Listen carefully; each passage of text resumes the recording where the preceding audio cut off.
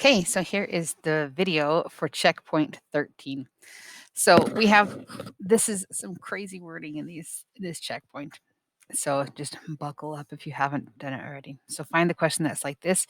So we have this diagram, and if it is given that we know that AB is congruent to CB, how can it be proved that the measure of angle A is congruent to the measure of angle C?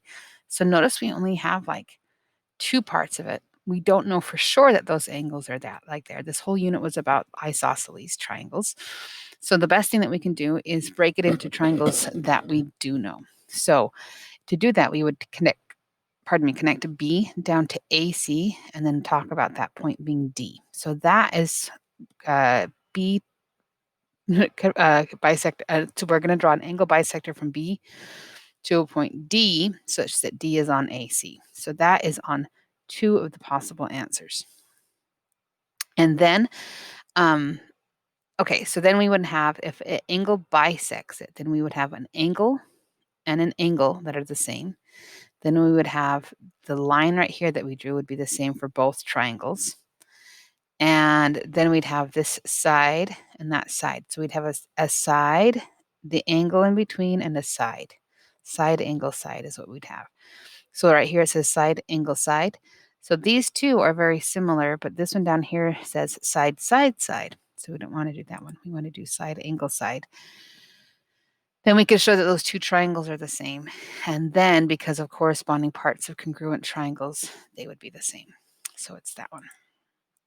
And the next one is asking, so it says that triangle ABC, CA is 2, CB is 2, the measure of angle A is A degrees, the measure of B is B degrees. And what are the possible values of A and B?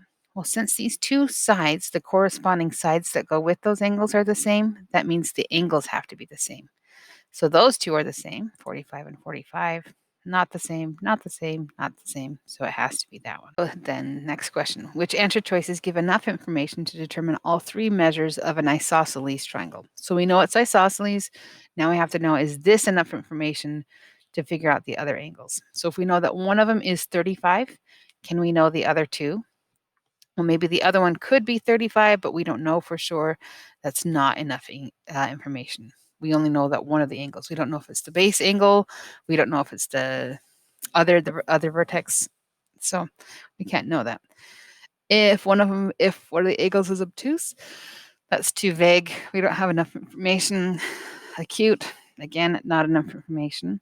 If we know that one of the angles is 90 degrees and it's isosceles, well, you can't have two 90-degree angles, so it has to be that one, because then the other two would add to 90 to make the 180.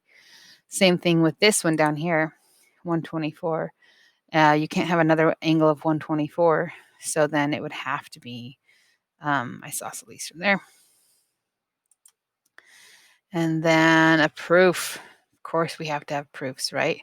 So they were mean. They took our given from us. This is a big proof, but they did 5 of the steps for us. So they had given, angle addition postulate. So let's see. Angle 2 and angle 4 are alternate interior angles. So basically, if something just says that that's what they are, usually that goes with the definition. And then they're congruent. So usually that also has to do with alternate interior angles. So it's the alternate interior angles theorem. Now we go into fancy things. So if we know that they are congruent, then this goes and says that their measures are the same.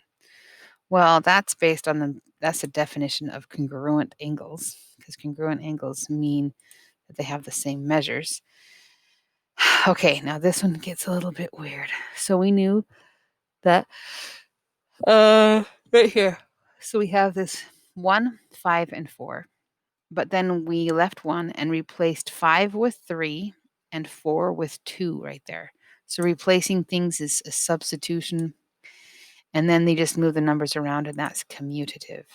Because all that 1, 2, like 1, 2, 3, they just put it in order 1, 2, 3. All right. Last question of these. So, all right. So then if we know that this is 65, examine PRS if SPR. So SPR PR is 65 and PRS is 51. Then the measure of PST. So there is a cool thing that says that if you add those two up, it would equal the right thing. Like you could add it together. Like, so if you did, it's the exterior angle, whatever, sum theorem. Or you could add those up, minus it from 180 and get that angle, but then know that those two have to, all three of, like those two have to add to 180. So it'd be the same thing as just adding those up. That's it.